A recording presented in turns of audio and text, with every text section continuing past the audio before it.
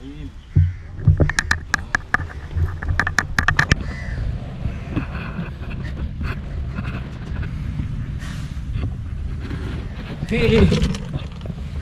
Apa?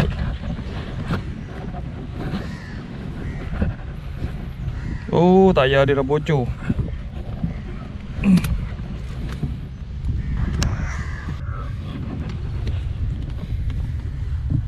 Tayar dia dah bocor pula.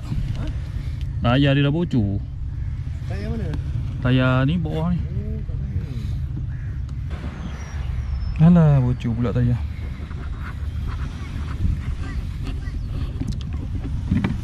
Apa cik tolong. Dia kena tuk enjin dulu.